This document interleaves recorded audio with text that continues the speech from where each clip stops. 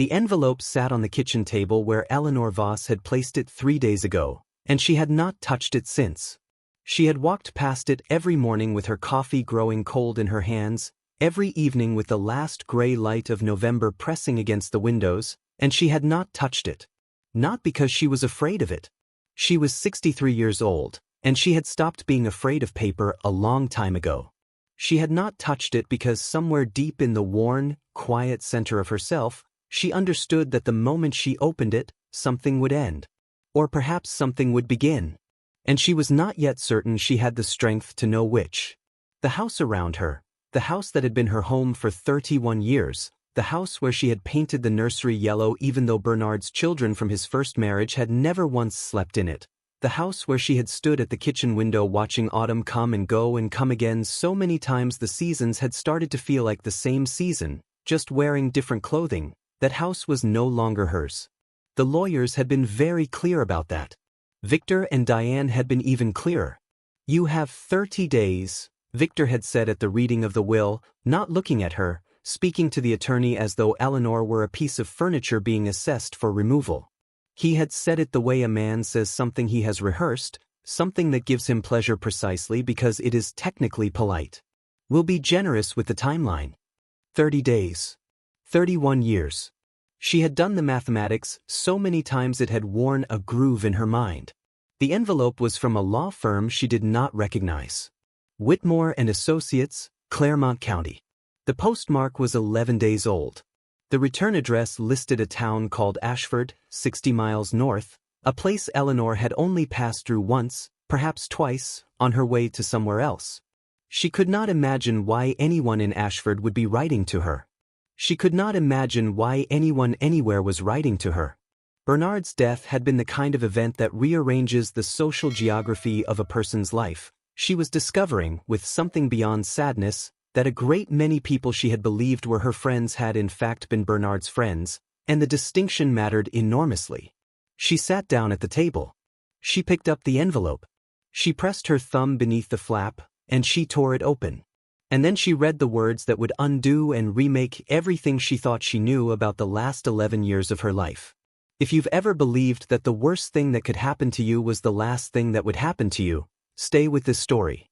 Because what Eleanor found inside that envelope, and what she found inside the mansion that envelope led her to, is the kind of thing that quietly restores your faith in the idea that some people in this world see you, truly see you, long before they ever tell you so. There are stories that close doors. This is one that opens them. If you've found this channel and this is your first time here, this is what we do. We tell the stories of people who were written off, and then were not. Stories for those of us who know what it means to be overlooked, and what it means to finally be found. You won't want to miss how this one ends. Eleanor Mary Voss, born Eleanor Mary Calloway, grew up in a small mill town in western Pennsylvania where the hills were green for exactly 3 months of the year and gray for the other 9, and where people learned early that the world was not obligated to be kind to you, but that you were obligated to be kind to the world anyway. Her mother had taught her that. Her grandmother, a narrow, strong woman who wore her hair in a braid until the day she died at 87, had reinforced it. The women in Eleanor's family were not the kind who demanded. They were the kind who gave. She had been a schoolteacher, elementary school, 2nd grade, for 22 years before her knees had started to protest the long days on her feet, and she had moved into a part-time tutoring practice she ran from the dining room table. She had met Bernard Voss at a school fundraising event when she was 31 years old, a newly divorced man 10 years her senior with 2 12-year-old twins and a grief about his first marriage that he wore like an overcoat he couldn't take off. She had recognized the grief. She had been gentle with it. "You have the most patient eyes I've ever seen," Bernard had told her on their 3rd date, at a restaurant by the river. He had meant it as a compliment. He had no idea, Eleanor would reflect many years later, how accurately he had described the nature of what their relationship would require from her. They married when the twins were 15. Victor and Diane Voss were not vicious children, not precisely. They were the children of a man who had indulged their grief into entitlement, who had compensated for their disrupted childhood by removing every obstacle from their paths, every consequence from their actions. By the time Eleanor entered their lives, they had been thoroughly trained to expect accommodation. She was simply the next person in a long line of people expected to accommodate them. She tried. That is perhaps the most important and most heartbreaking thing to understand about Eleanor. She genuinely tried. She packed Victor's lunches with notes tucked inside, small jokes, small encouragements, because she knew he was struggling in mathematics and she knew better than to say so directly with a boy of 15. She drove Diane to her dance recitals without being asked, sat in the front row taking photographs on a camera she'd bought specifically for that purpose, framed the best ones and hung them in the hallway. She hosted the twins' birthdays with the kind of careful attention to detail that speaks not of obligation but of love. Diane's 17th with lavender streamers because it was her favorite color that year, Victor's with a bonfire in the backyard because he had mentioned once, offhandedly, that his mother used to make bonfires. Neither of them ever said thank you. Not once. Not in 23 years. Bernard noticed, or perhaps Bernard chose not to notice. Eleanor was never entirely certain which. He was a man of enormous warmth in the abstract and frequent blindness in the specific. He loved Eleanor in the way that some men love, as a constant, as a background condition, the way one loves clean air. He did not notice that she had stopped asking for things. He did not notice that she had stopped expressing wants because wants, in this household, produced only the mild bewilderment of a man who had not been paying enough attention to know what she had been doing all this time. And she had been doing so much. She managed the house with military precision and the appearance of effortless grace. When Bernard's business, a regional logistics company he had inherited from his own father, went through a difficult period in the mid-2000s, it was Eleanor who quietly took on additional tutoring clients, 6, 7, 8 students a week, sometimes more, and deposited the money into their joint account without ever mentioning it. When Bernard's health began to decline, the first heart episode at 62, the second at 66, the slow downstream of complications that followed, it was Eleanor who became, quietly, entirely his caregiver. She learned his medications by heart. She attended every medical appointment. She drove him to cardiac rehabilitation 3 mornings a week for 2 years and waited in the lobby with a book she rarely managed to read because she was too busy watching the door. She told herself this was love. She still believes it was. But love, she would come to understand, should not require the complete erasure of the self. And there was something else, a small, particular thread in the fabric of those years that she had never quite been able to pull without fear of what might unravel. In the spring of 2013, she had noticed the irregularity for the first time. A withdrawal from their joint savings account, substantial but not alarming, with a description she did not recognize. She had asked Bernard about it, gently, over dinner. He had given her an explanation, a business expense, a vendor payment, that was technically plausible and somehow entirely unconvincing. She had let it go. She had been letting things go for so long it had become a reflex. There had been other small moments. A name she found written on a notepad by the telephone, a woman's name, a cell phone number, which Bernard had explained away with smooth, practiced ease. A Christmas card addressed to him personally, no return address, which had disappeared from the mail pile before she could read the signature. A hotel receipt in the breast pocket of a sport coat she had sent to the dry cleaners. Another business trip, he had said. She had come to him with it in her hand and he had taken it from her the way you take a sharp object from a child. Quickly, calmly, with the silent communication that the matter was closed. She had been 61 years old when she found the receipt. 30 years of marriage. She had looked at Bernard Voss across their kitchen, and she had made the calculation that she always made, the one she was ashamed of even as she made it. The calculation that weighed what she knew against what she feared, that weighed the pain of knowing against the pain of leaving, that weighed 30 years against whatever years she might have remaining. And she had said nothing. Anne Bernard had thanked her for the dry cleaning and asked whether there was any of that chicken left from dinner. He died 14 months later. A third cardiac event, catastrophic and swift. He was gone before the ambulance arrived.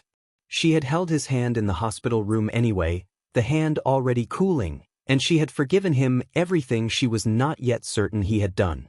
She had done it for herself, not for him. That is a distinction that matters. Then had come the will.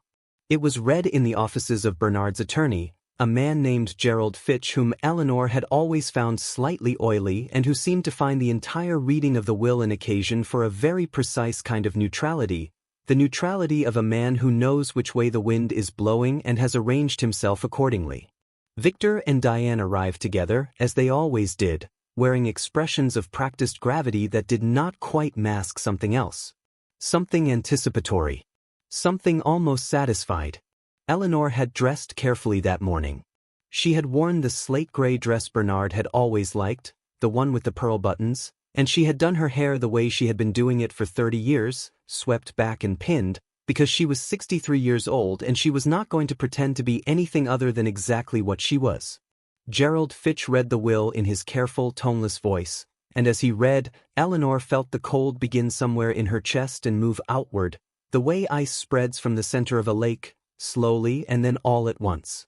Bernard's business interests, the company, the investments, the portfolio of regional properties he had accumulated over 40 years, went, in their entirety, to Victor and Diane.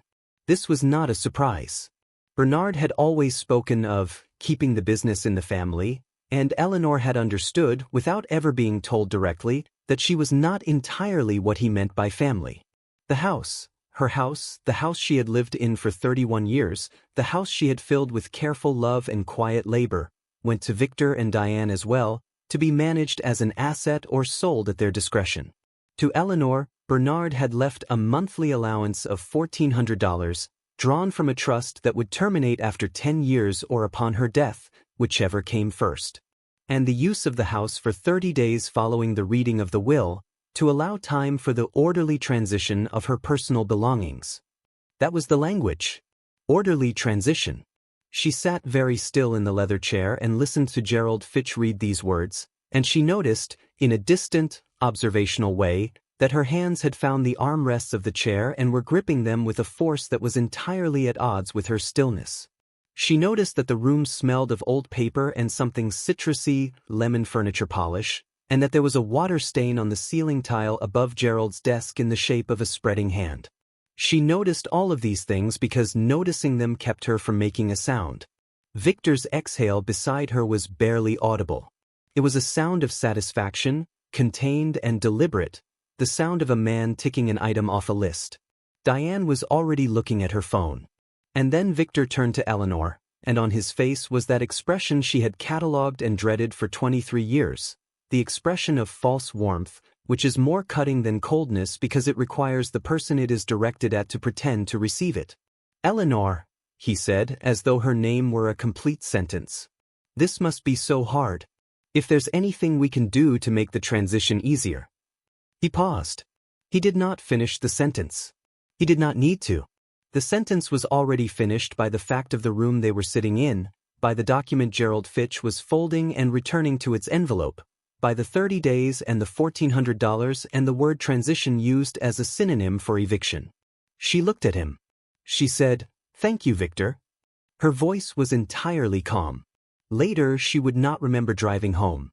She would remember sitting in the car in the driveway for 40 minutes without being able to make herself go inside, and she would remember the sound of rain beginning on the roof of the car, and she would remember thinking, with a clarity that felt almost surgical, that she had spent 31 years building a life in that house and that a life and a home are not the same thing, and that she was not certain she had understood that distinction until this moment. She went inside. She made tea. She stood at the kitchen window and watched the rain. And she did not cry, not yet, because the grief was too large and too complicated for the simple relief of tears. It was not merely the loss of the house or the money or the security. It was the confirmation of something she had been quietly refusing to know for a very long time, that Bernard, for all his warmth, for all his dependence on her, had never truly seen her as his partner. She had been a caregiver, a manager, a presence. She had not been, in the final accounting, a person whose future he had felt responsible for. She went to sleep that night in the room that had been hers for 31 years, in the bed where she had nursed Bernard through 2 flu seasons and a broken collarbone and 2 cardiac recoveries, and she lay in the dark listening to the rain on the windows, and she thought about her mother's hands, the way they had looked making bread, And she thought about the yellow nursery she had painted in year 3 of the marriage when she had still believed the twins might come to love her, and she thought about the name on the notepad by the telephone, and she understood, with a grief that was also, strangely, uncomplicatedly, a relief, that she was alone, and had perhaps been alone for a very long time, and that the aloneness was at least honest. In the morning she found the envelope from Whitmore and Associates. She had placed it on the table. She had not touched it for 3 days. And then on the 4th morning she sat down and tore it open. The letter was written in the careful, formal language of a legal communication, but even through the formality, something else was present, a quality of care, of deliberateness, as though the words had been chosen not merely to convey information but to be gentle with the person receiving it. The attorney, a woman named Catherine Whitmore, informed Eleanor that the late Corinne Ashwood of Ashford, Massachusetts, had passed away 6 weeks prior at the age of 81. Ms. Ashwood had named Eleanor Mary Voss, née Calloway, as the sole beneficiary and heir of her estate, which comprised, in its entirety, Ashgrove Manor and its surrounding 11 acres of land, the contents thereof, and a holding account the precise balance of which would be disclosed upon Eleanor's arrival for the formal transfer of title. Eleanor read this letter 4 times. Then she set it down and looked out the kitchen window for a very long time. Corinne Ashwood. She had to reach back through the years, back through the gray weight of the last months, back through the long tunnel of Bernard's illness and Bernard's death and Bernard's will. She found the memory like a smooth stone at the bottom of a river, small, unremarkable looking, but present. 11 years ago. No, 12. It had been the autumn of 2013, the same autumn of the bank withdrawal she hadn't understood, the same autumn she had been running on fumes and careful silence and the performance of a contentment she no longer felt. She had gone, one Saturday morning in October, to the farmer's market in a neighboring town, 40 minutes north of home, because she had needed to be somewhere different. She had needed the small mercy of unfamiliar streets. She had been standing at a stall selling late-season apples when she had noticed the woman, very old, or no, not old exactly, but ancient in the way that certain people are ancient, as though they have accumulated more than their body can comfortably hold. The woman was standing at the edge of the market, slightly apart from everything, watching the crowd with an expression of distant, amused observation. She was wearing a dark coat that was too thin for the October morning, and she had the look of someone who had arrived somewhere without quite having planned to get there. Eleanor had walked over. That was the whole of it, really, that simple, unpremeditated act of walking towards someone who appeared to be cold and alone. She had offered to get the woman a cup of coffee from the vendor across the aisle. The woman, who introduced herself only as Corinne, had accepted with a formality that suggested she was not accustomed to such gestures. They had sat together at one of the small tables set up near the market entrance. They had talked for perhaps an hour. Corinne was sharp, wry, entirely alert, and she had a way of listening that Eleanor had found unexpectedly moving, the way a person listens when they are genuinely interested, when they are taking what you say seriously, when they are not simultaneously composing their response or checking the time. Eleanor could not remember the last time anyone had listened to her like that. She had not told Corinne very much. Only small things. That she was tired, that the autumn was particularly beautiful this year, that she had been teaching a boy to read who had never believed he could, and that the moment he had read his first full sentence aloud, his face had done something that had made her want to sit down and cry in the best possible way. She had not told Corinne about the bank withdrawal or the name on the notepad. She had not told her about Bernard. Corinne had told her, in return, that she lived in a big house that most people found frightening, and that she found this tremendously funny. She had said this with a smile that was at once entirely private and somehow inclusive, as though she were letting Eleanor in on a joke she had been keeping to herself for years. She had told her that the house had belonged to her family for 4 generations and that she was the last of them, and that she had not yet decided what would become of it. They had parted ways at noon, when the market was beginning to close. Corinne had shaken Eleanor's hand with both of hers, firm and dry and warm, and looked at her for a long moment with those remarkable gray eyes, and she had said, "You are a good person, Eleanor. I mean that as a precise description, not a pleasantry. The world has a great many kind people and a much smaller number of good ones." Eleanor had driven home holding those words in her chest like a candle she was afraid to jostle. She had not expected to see Corinne again. She had not seen Corinne again, not face to face. But over the following months, then years, small things had arrived at her door. A handwritten note at Christmas, short, always sharp and warm in equal measure. A book, once. A novel about a woman who builds a lighthouse with her own hands, tucked inside a padded envelope with a note that read only, "I thought you should have this." A postcard from Scotland, though Eleanor had no idea when or whether Corinne had been to Scotland. The correspondence was spare and irregular, and yet each piece of it had the quality of a hand placed briefly on a shoulder, small, unmistakable, sustaining. Eleanor had written back. She had been careful in her responses, not quite knowing what she could say without saying too much. She had told Corinne about her tutoring students, about the town, about the particular way the light looked on the river in March. She had not told her about the hotel receipt in the breast pocket of Bernard's sport coat. But she thought sometimes that Corinne, in her spare and precise way, understood anyway. And then, 14 months ago, the correspondence had simply stopped. Eleanor had assumed, with a sadness that surprised her in its depth, that Corinne had died. She had not known how to find out. She had not known her last name until this moment.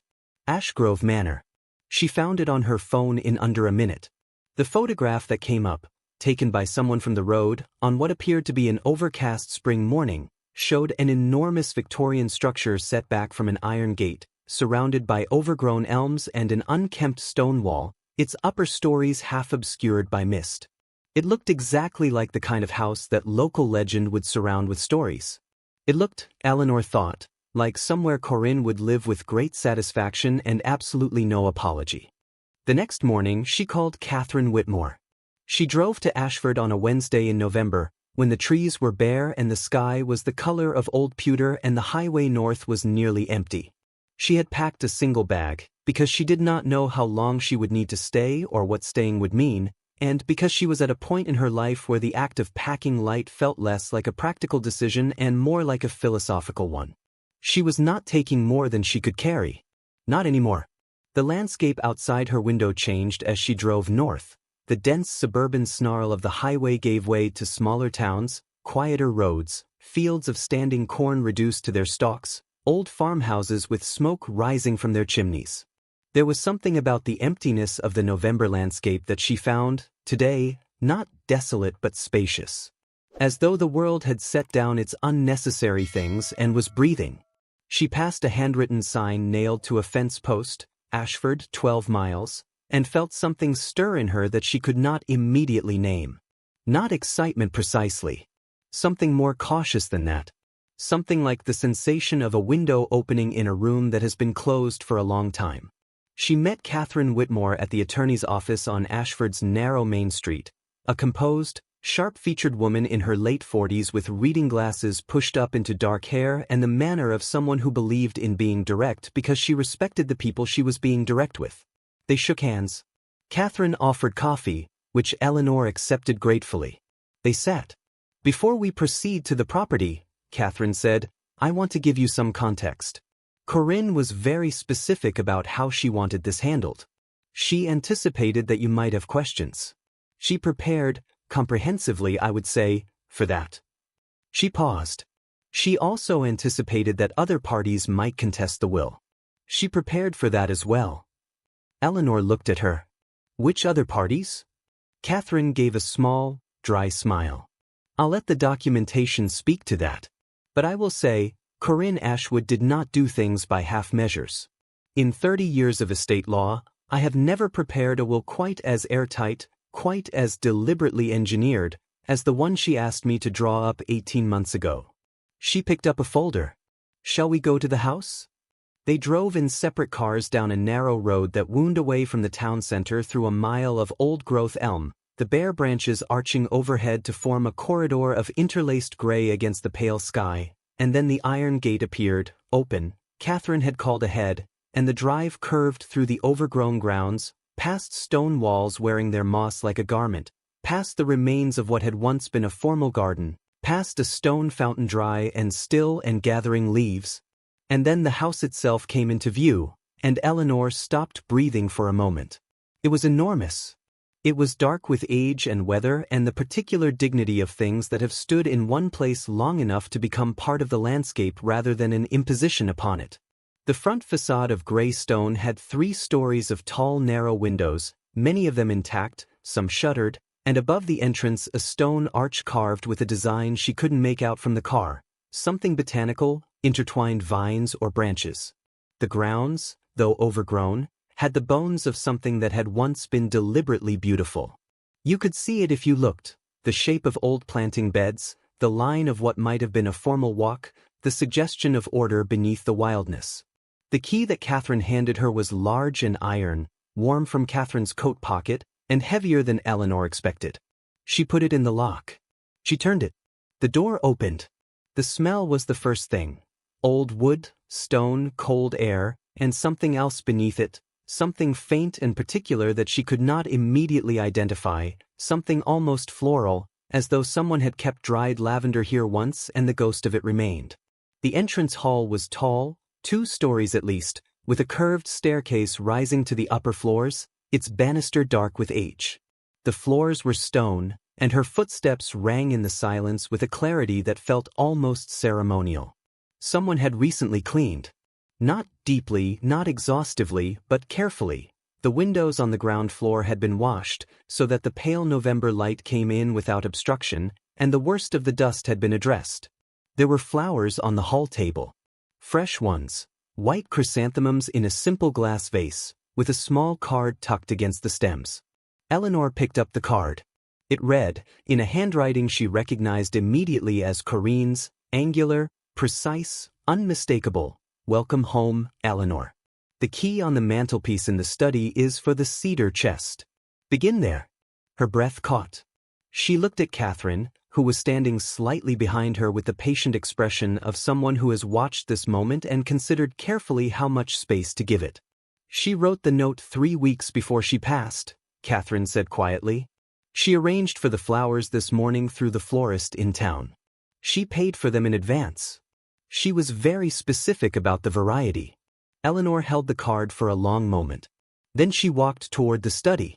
The study was at the back of the house, off the main hall, a room of dark bookshelves and a fireplace and a large oak desk, and on the mantelpiece above the empty hearth, a small brass key on a silk ribbon. The cedar chest sat in the corner beneath a window, low and wide and smelling of its wood even from across the room. Eleanor's hands were entirely steady as she crossed to it, picked up the key, and fit it to the lock. Inside the chest, carefully arranged, was a life's worth of documentation. There were folders, labeled in Corinne's handwriting, financial accounts, property deeds, the will and its attachments, a sealed envelope marked simply for Eleanor, and below all of it, a large leather-bound portfolio tied with a black ribbon. She opened the letter first. The paper was cream-colored and heavy, the kind you have to seek out in specialty shops. It was written by hand, in Corinne's angular script, and it was 4 pages long. Eleanor read it once, standing at the cedar chest. Then she sat down on the floor because there was no chair near enough and her legs had stopped cooperating, and she read it again from the beginning. Corinne had written, "My dear Eleanor, if you are reading this, then you have found your way to Ashgrove, which means 2 things. I am gone, and you needed a door. I am glad this one was here for you. I will not be sentimental at length, because you already know how I feel, and because sentiment without substance is merely decoration. But I will say this once, plainly, so that it is said and cannot be unsaid. You were the most genuinely good person I met in my last decade on this earth, and I have met a great many people. What made you good was not your patience, though your patience was remarkable. What made you good was that you never performed goodness. You simply were it even when it cost you, even when no one saw. I saw. I want to explain some things because you deserve explanations. I want to begin with the ones that may be difficult to receive. Approximately 18 months before Bernard Voss's death, this would have been March of 2022, I was contacted by an attorney who had been engaged by a woman named Sandra Elliott, formerly of Charleston, South Carolina, who had what she described as a long-standing and significant financial arrangement with your husband. I will not use language that wounds unnecessarily, But I want you to know that the situation was substantive and sustained, and that it involved a considerable amount of money from accounts that were, in some part, built from your contributions.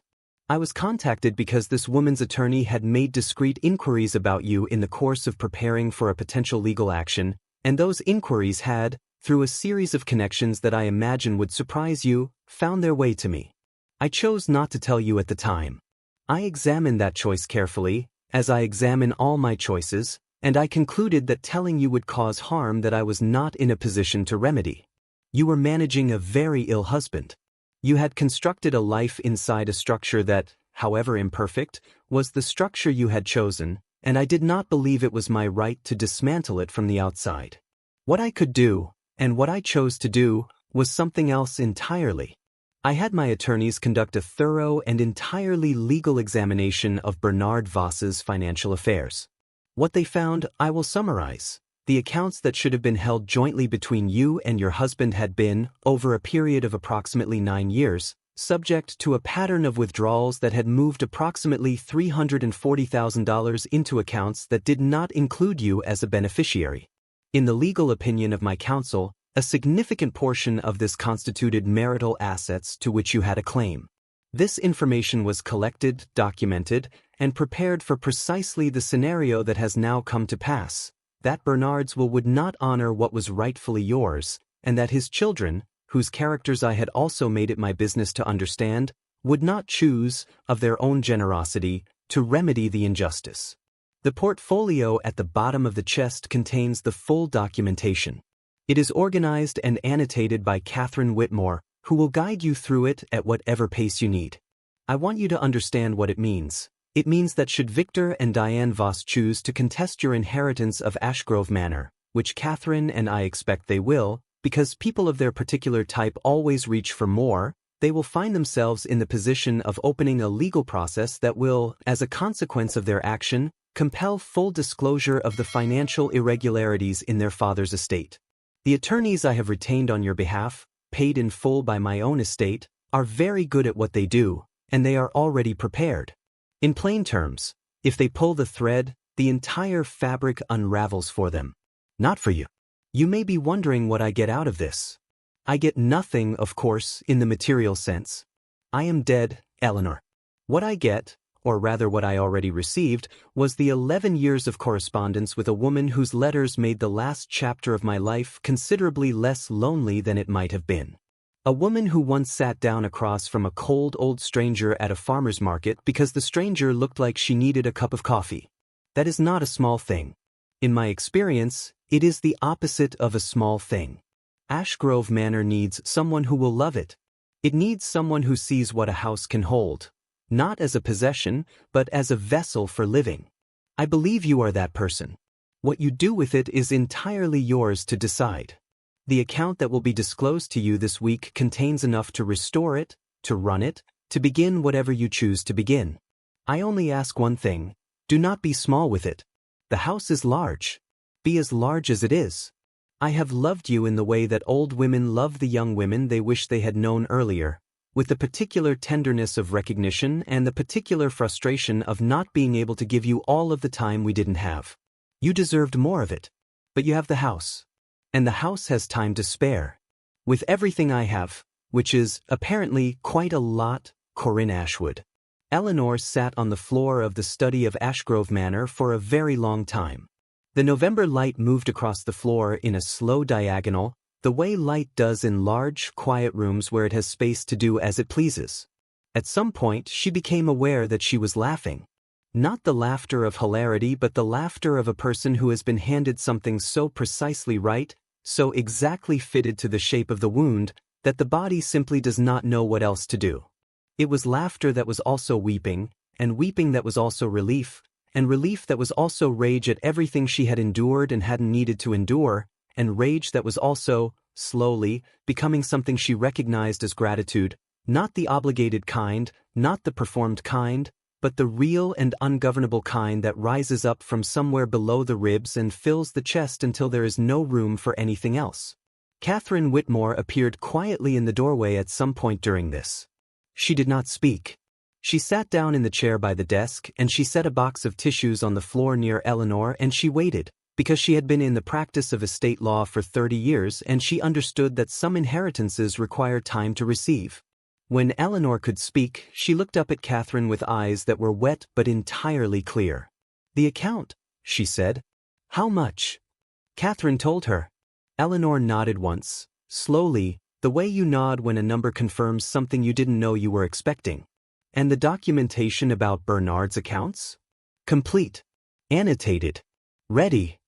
"And if Victor and Diane contest the will?"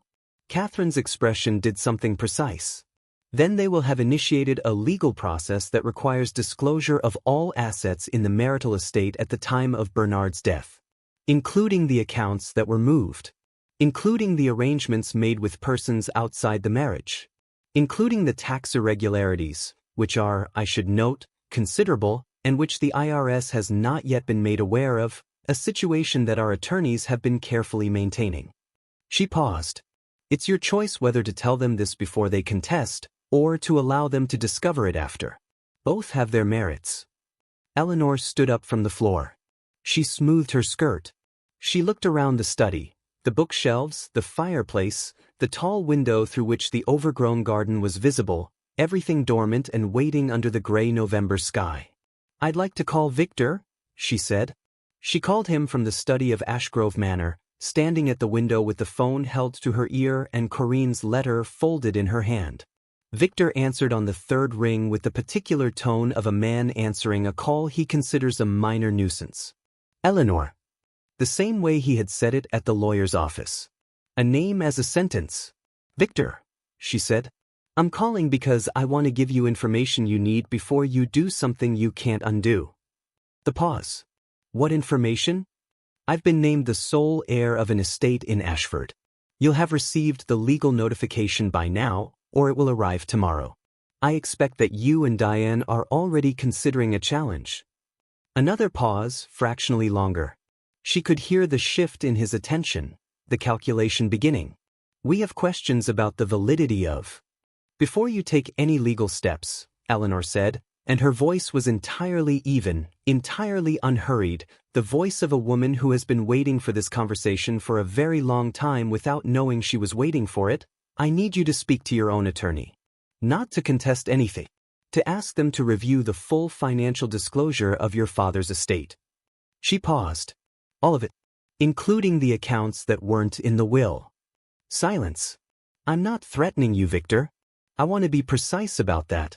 I am giving you information. What you do with it is your decision. But I would encourage you to make it carefully." She let the pause breathe between them. "I've found my footing. I hope you and Diane have yours." She ended the call. She stood at the window for a moment. In the garden below, a single crow had landed on the rim of the stone fountain and was regarding the empty basin with what appeared to be philosophical resignation. She watched it for a moment. Then something unexpected moved through her, quiet, warm, almost gentle. She recognized it after a moment. It was peace. She had not spoken in anger. She had not needed to. The truth had done the speaking, and the truth, it turned out, was louder than anything she might have said in rage. Victor called back 12 minutes later. His voice had a different quality, not soft. Victor Voss did not have the register for softness, but careful. Recalibrated. "We'll need some time to review things," he said. "Of course," said Eleanor. "We may have been hasty in our initial approach to the estate." "I understand," said Eleanor. And she did understand, in the way one understands the mechanics of something one is no longer subject to. "The house," he said, and then stopped. 30 days was your offer," Eleanor said pleasantly. "I'll collect my remaining belongings in 2. I don't need more than that." She heard him exhale. She heard, in the exhale, the precise sound of a man who has discovered that the door he intended to close had been a wall all along, and that the woman he thought he was blocking had already walked through a different one. Diane never called. This was, Eleanor reflected, entirely consistent with everything she knew about Diane. She drove back to the house she had lived in for 31 years on a Thursday morning in early December, and she collected what was hers in exactly 2 days.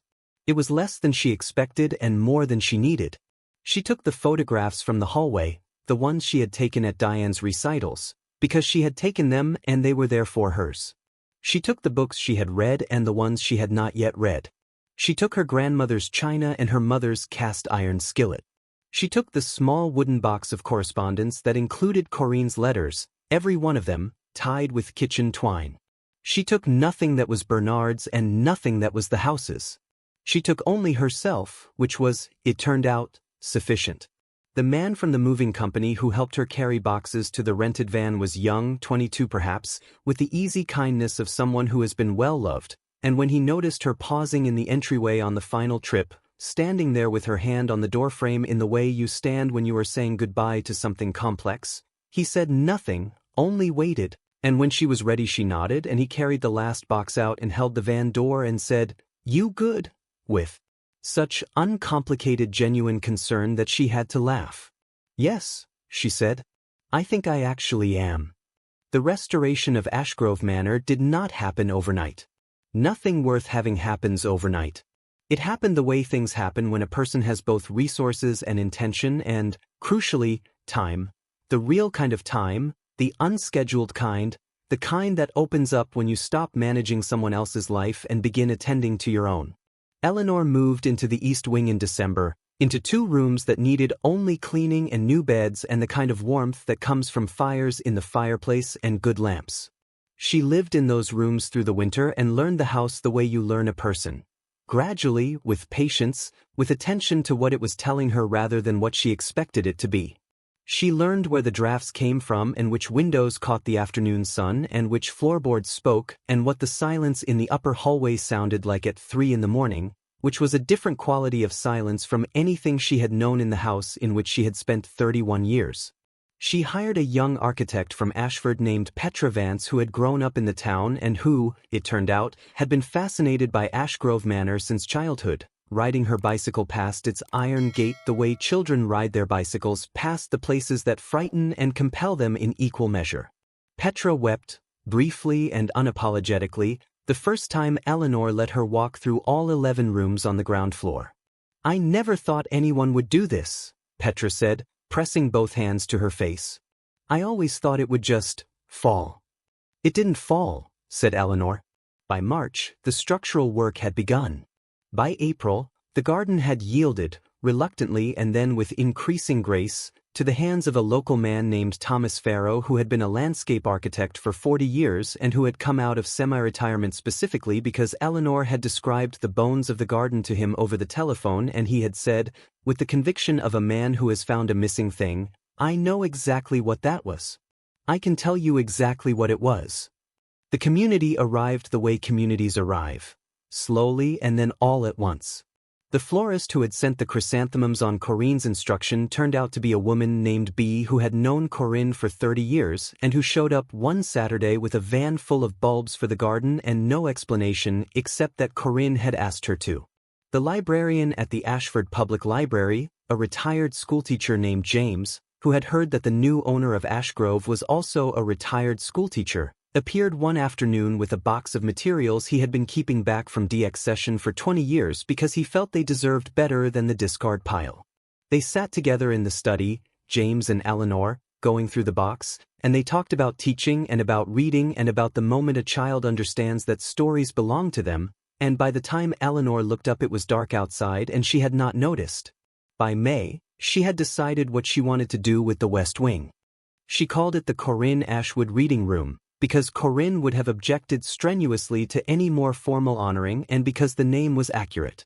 It was a space, 2 large rooms opening onto each other and onto the garden, designed for children from the county's underserved rural areas to come and read and be read to and be tutored and be told, in whatever way the room and the people in it could tell them, that they were precisely worth this much investment. A room with good light and good books and the smell of cedar and old stone and fresh lavender growing in pots on the windowsill. A room that said, "Someone thought of you before you arrived. Someone prepared this for you."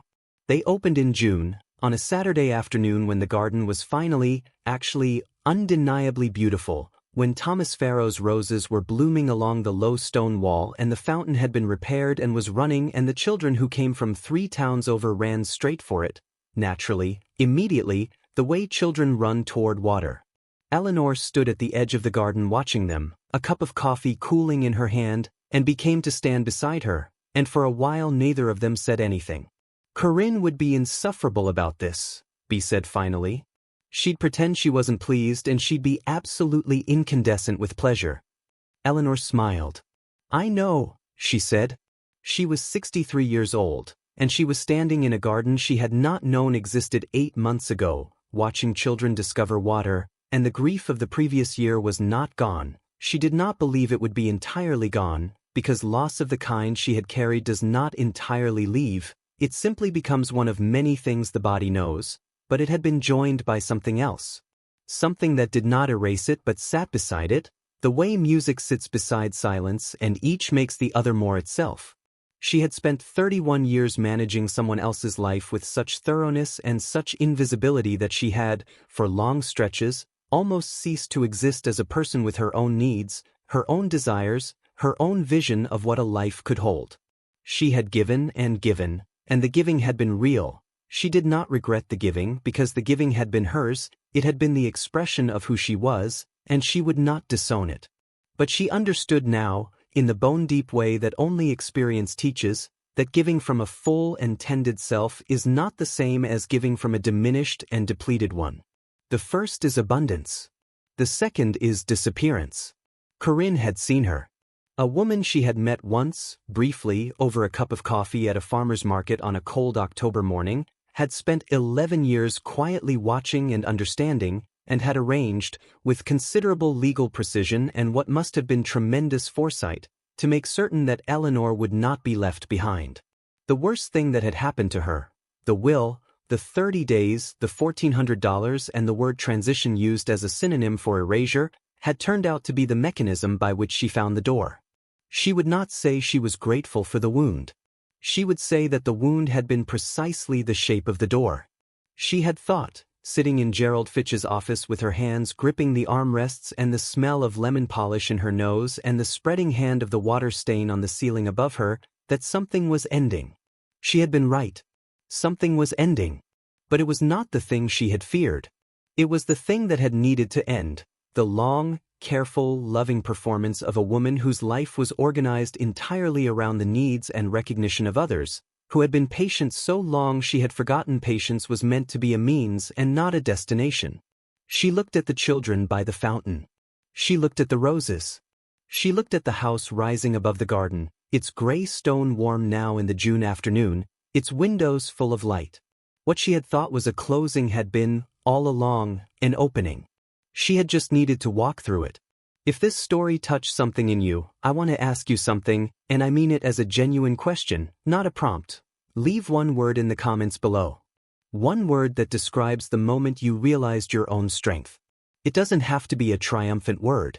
It can be a quiet word, a tired word, a word that only you fully understand. This community has been built on exactly those words, and every one of them matters.